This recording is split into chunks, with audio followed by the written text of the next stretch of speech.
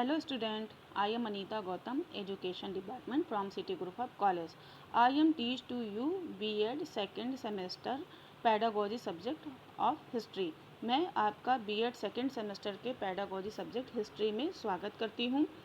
जो ये आपका हिस्ट्री सब्जेक्ट है ये 4 यूनिट में डिवाइड है, जैसा कि आप यहाँ पे देख सकते हैं। First unit, second unit, third unit और 4 यूनिट। ठीक है, तो जो हमारा फर्स्ट यूनिट है आज हम पहले उसके बारे में जान लेंगे। जैसे जैसे हमारा यूनिट होगा उसके जो भी टॉपिक होंगे उसको हम जानेंगे। तो फर्स्ट यूनिट में जो हमारा है वो है फर्स्ट यूनिट का understanding the nature of subject and discipline, यानी कि विषय और अनुशासन की प्रकृति को समझना। पहला यूनिट में हम ये जानेंगे। इसमें जो जो टॉपिक है तो टॉपिक देखेंगे हम। तो पहला टॉपिक है हमारा meaning, nature, scope, status and importance of history among various subject and discipline, यानी कि विभिन्न विषयों में इतिहास का अर्थ, प्रकृति, दायरा, स्थिति और महत्व। ठीक है, जो हमारा फर्स्ट यूनिट का सेकंड टॉपिक है वो है historical perspective with development of history as subject and discipline, यानी कि विषय और अनुशासन के रूप में इतिहास के विकास के साथ ऐतिहासिक परिप्रेक्ष्य। मतलब हम विषय के रूप में इतिहास को क्यों पढ़ते हैं इसके बारे में जानेंगे। फिर फर्स्ट यूनिट का जो हमारा थर्ड टॉपिक है वो है role of contemporary academicians, journals and knowledge development in progress of history as a subject and discipline। मतलब एक विषय और विषय के रूप में इतिहास की प्रगति में समकालीन शिक्षाविदों, पत्रिकाओं और ज्ञान विकास की भूमिका। ठीक है, फिर हमारा इसमें जो फोर्थ टॉपिक है वो है role of teaching of history in developing education, society, national integration and internationalism, यानी कि शिक्षा, समाज, राष्ट्रीय एकता और अंतर्राष्ट्रीयवाद के विकास में इतिहास के शिक्षण की भूमिका। फिर हम फर्स्ट यूनिट का जो हमारा लास्ट टॉपिक है वो है place of history in school curriculum, aims and object of teaching history at various level of educational with special reference to Indian conditions, यानी कि स्कूली पाठ्यक्रम में जो इतिहास का स्थान है वो भारतीय परिस्थिति के विशेष संदर्भ में शिक्षा के विभिन्न स्तरों पर इतिहास पढ़ने का उद्देश्य। ये हमारा लास्ट टॉपिक है फर्स्ट यूनिट का। ये मेरा फर्स्ट लेक्चर है। तो फर्स्ट लेक्चर में मैंने आपको पहले बताया कि जो पेडागोजी सब्जेक्ट हिस्ट्री वो 4 यूनिट में है। फिर 4 यूनिट के बाद जो फर्स्ट यूनिट का जो टॉपिक है मैंने उसको डिस्कस किया। अब इसमें फर्स्ट टॉपिक के बारे में ही आज हम पढ़ेंगे। जो हमारा फर्स्ट टॉपिक था वो meaning, nature, scope, status and importance of history among various subject and discipline. ठीक है, इसको आज हम पढ़ेंगे।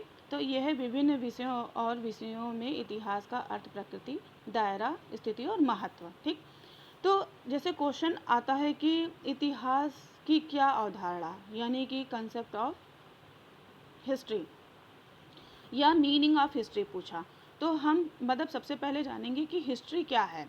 ठीक है, तो जो हमारा हिस्ट्री है वो इतिहास जो है लिखित दस्तावेज में वर्णित अतीत का अध्ययन है। मतलब ऐसा नहीं कि किसी हम सुनी सुनाई बातों पे ही विश्वास करें। लिखित, जो हमारा लिखित दस्तावेज है वो वर्णित अतीत का अध्ययन ही जो हमारा है वो हिस्ट्री कहलाता है। और जो हमारा इतिहास है उसको हम अंग्रेजी भाषा में क्या कहते हैं, हिस्टोरी कहते हैं। और जो हिस्टोरी शब्द है वो उसकी उत्पत्ति यूनानी भाषा के हिस्टोरिया शब्द से हुई है। ठीक है, और जो हमारा यूनानी भाषा हिस्टोरिया है उसका जो अर्थ होता है वो होता है जानना, ज्ञात करना या सत्यान्वेषण करना होता है। ठीक है, अब हम कुछ परिभाषा जानेंगे, हिस्ट्री की परिभाषा। तो जो यह इतिहास है ये बताया है वीडी घाटे ने। वीडी घाटे का कहना है कि जो इतिहास है हमारे संपूर्ण भूतकाल का वैज्ञानिक अध्ययन तथा प्रतिवेदन है। ठीक है, इसी को डॉक्टर राधा कृष्ण कहते हैं कि इतिहास राष्ट्र की स्मृति है। ठीक है। रैप्शन के अनुसार जो है वो बताते हैं कि इतिहास विचारों की प्रगति तथा घटनाओं का संबंधित विवरण है। ठीक है। अब हम पढ़ेंगे इतिहास की प्रकृति, मतलब नेचर कैसा है हिस्ट्री का। तो जो हमारा हिस्ट्री है वो एक सामाजिक विज्ञान है, मतलब इतिहास हम किसके अंतर्गत पढ़ते हैं, एक सामाजिक विज्ञान के अंतर्गत पढ़ते हैं। इतिहास में तथ्यों तथा संकलन प्रमाणित सूत्रों के आधार पर किया जाता है, मतलब इतिहास का जो भी इतिहास हम पढ़ते हैं उसमें ठोस प्रमाण होता है। ठीक है, उसी के अंतर्गत हम इतिहास को पढ़ते हैं। इतिहास की जो घटनाएं होती हैं वो क्रमबद्ध होती हैं, मतलब जो भी घटना घटती है वो किसी ईयर में घटी, फिर दूसरे ईयर में घटी, तो वो क्रमबद्ध घटी होती है। इसलिए इसके निकाले गए जो निष्कर्ष होते हैं वो शुद्ध व वैज्ञानिक होते हैं। इतिहास में तथ्यों का सतर्क, निष्पक्ष तथा तर्कपूर्ण विश्लेषण होता है। ठीक है। इतिहास में हम तुलनात्मक निरीक्षण के द्वारा सत्य पर पहुंच सकते हैं, मतलब इतिहास के बारे में जैसे मैंने पढ़ा और किसी और ने भी पढ़ा, तो दो लोग मिलकर इतिहास के बारे में एक तर्कपूर्ण निरीक्षण कर सकते हैं और फिर उससे जो सही निष्कर्ष निकले उसके बारे में हम इतिहास को जान सकते हैं। इतिहास का जो मुख्य उद्देश्य होता है वो सत्यान्वेषण करना होता है, इसलिए यह सत्य का अन्वेषण करने वाला एक विज्ञान भी कहलाता है। ठीक है। अब जो है इतिहास का क्षेत्र क्या क्या है, यानी कि स्कोप ऑफ हिस्ट्री के बारे में हम जानेंगे। अपनी उद्गम अवस्था में इतिहास का क्षेत्र अत्यंत ही संकुचित एवं संकीर्ण था। ठीक है। अपनी प्रारंभिक अवस्था में इतिहास में हम केवल जो है गाथाओं और कथाओं का ही तक ही सीमित था, मतलब हम जब भी इतिहास का वर्णन करते थे तो उसमें जो भी गाथाएं होती थी या जो भी कथाएं होती थी उनके बारे में पढ़ लेते थे या जान लेते थे। लेकिन समय परिवर्तन के साथ साथ इतिहास का क्षेत्र जो है और भी बड़ा हो गया और लगातार बढ़ता ही चला गया। फलतः इसकी शाखाएं हो गई, जैसे अब क्या है, भाषा का इतिहास है, संस्कृति का इतिहास है, सभ्यता का इतिहास है, विज्ञान का इतिहास है, राजनीति का इतिहास है, यहाँ तक का कि इतिहास का भी इतिहास है। इतिहास मानव जीवन के प्रत्येक पहलू को अपने में समेटे हुए है। ठीक है। अतः हम यह कह सकते हैं कि मानव जीवन के प्रत्येक पहलू से संबंधित घटनाओं की व्याख्या जो है वो विवेचना और सत्यता ही इतिहास है। इतिहास का महत्व, मतलब इम्पोर्टेंस ऑफ हिस्ट्री, इसका क्या महत्व है, हम क्यों इतिहास पढ़ते हैं, इससे क्या लाभ है हमें। तो जो इतिहास है वो हमें हमारी आर्थिक, ऐतिहासिक तथा साहित्यिक धरोहर का ज्ञान करने में अशक्त माध्यम है। यह इससे क्या होता है कि हम अपने पूर्वजों के संबंध में अनेक जानकारियाँ जो है वो प्राप्त करते हैं। ठीक है। मनोवैज्ञानिक संतुष्टि होती है। मनोवैज्ञानिक संतुष्टि कैसे होती है, मतलब इतिहास जो है वो हमें मनोवैज्ञानिक संतुष्टि देता है। अपने पूर्वजों को कार्यों को देखकर हम अपने को गौरवान्वित जो है वो महसूस करते हैं। ठीक। ज्ञानवर्धन, जो इतिहास होता है वो ज्ञानवर्धन भी होता है, क्योंकि इतिहास के अध्ययन में हम अपने पूर्वजों तथा अन्य के द्वारा जो सफलताएं और असफलताएं प्राप्त की हैं उससे अनुभव प्राप्त कर, और जो सफलता होती है अनुभव प्राप्त करते हैं, मतलब और उसमें जो सफलता होती है उसको हम अपनाते हैं तथा असफलताओं का विश्लेषण कर उससे हम बचते हैं, मतलब वो गलती हम दोबारा ना करें जिससे हमें फिर से असफलता हासिल हो। तो ये हिस्ट्री हमें सिखाती है। एकता की भावना का विकास, मतलब जो हिस्ट्री है वो हमें एकता के सूत्र में भी बांधती है। ठीक है। यानी इतिहास एक प्रजाति, जाति तथा राष्ट्र के नियमों को एकता के सूत्र में बांधने में भी हमारी जो है वो सहायता करती है।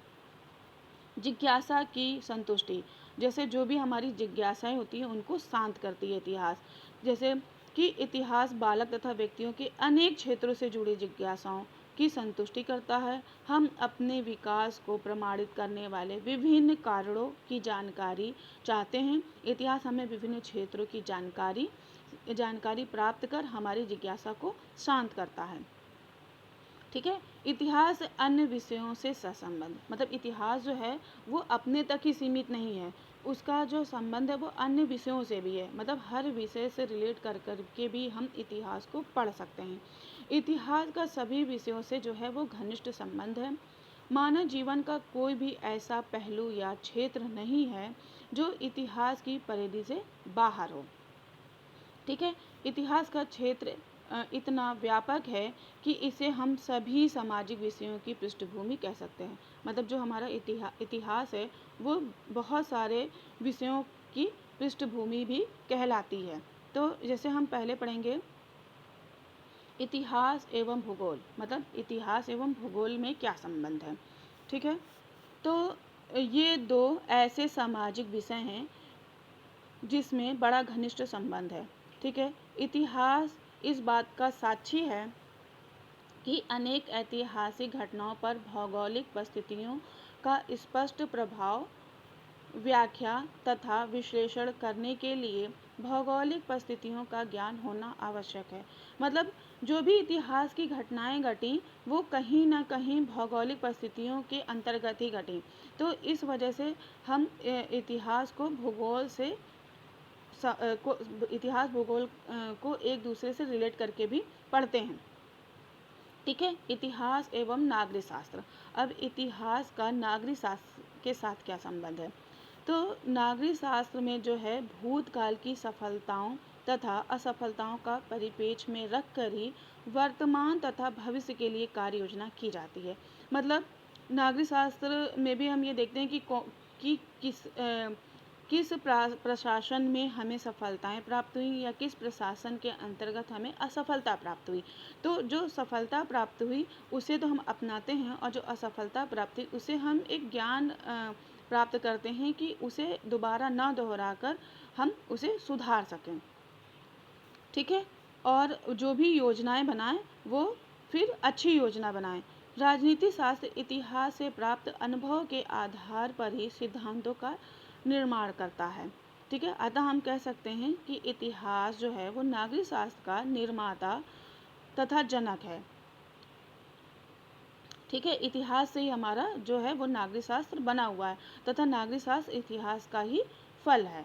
ठीक है, इसी इतिहास से ही किसका जन्म हुआ है, नागरिक शास्त्र का जन्म हुआ है। फिर है इतिहास तथा समाजशास्त्र। मतलब इतिहास है तो समाजशास्त्र। समाजशास्त्र समस्त सामाजिक विज्ञानों की जननी है। मतलब जो हमारा समाजशास्त्र है वो सारे सामाजिक विज्ञानों की जननी है और सामाजिक विज्ञान के अंतर्गत ही हम इतिहास, भूगोल, नागरिक शास्त्र और अर्थशास्त्र के बारे में पढ़ते हैं। यानी कि जो इतिहास है वो भी एक सामाजिक विज्ञान है। अतः इतिहास की जननी कहाँ है, कौन है, समाजशास्त्र है। ठीक है, अब है लास्ट इतिहास एवं अर्थशास्त्र। समाज की आर्थिक स्थिति ही ऐतिहासिक घटनाओं का निर्माण तथा निर्धारण करती है। ठीक है, अनेक युद्ध केवल इसलिए जीते गए क्योंकि विजेता अधिक साधन संपन्न थे। मतलब हमें जैसे जैसे आवश्यकता पड़ती गई, मतलब हमेशा जो बड़ा राज्य था वो छोटे राज्य को अपने कब्जे में मिला लेता था कि अपना जो राज्य जो बड़ा है वो और विस्तृत हो सके। ठीक है, और जो भी साधन है वो मतलब जिसकी भी कमी है, जो साधनों की कमी है उसको हम प्राप्त कर सकें। तो इसी से मतलब वो फिर और संपन्न हो जाता था। समान की आर्थिक स्थिति के कारण ही प्राचीन किले तथा साहित्य की प्रगति अतीत में देखी जाती है। ठीक है, तो अभी हमने जो पढ़ा वो इतिहास के बारे में पढ़ा। आज हमने इतिहास के मतलब कंसेप्ट ऑफ हिस्ट्री पढ़ी, डिफिनीशन पढ़ी, ठीक है, नेचर पढ़ा और स्कोप। ठीक है, और इतिहास का अन्य विषयों से क्या संबंध है उसके बारे में पढ़ा। नेक्स्ट टॉपिक में हम ये फर्स्ट यूनिट का ही सेकंड टॉपिक को लेके चलेंगे। वो मेरा जो है सेकंड लेक्चर होगा। इस तरह से यूनिट से टॉपिक वाइज टॉपिक हम आगे की ओर बढ़ेंगे। ठीक है, थैंक यू क्लास।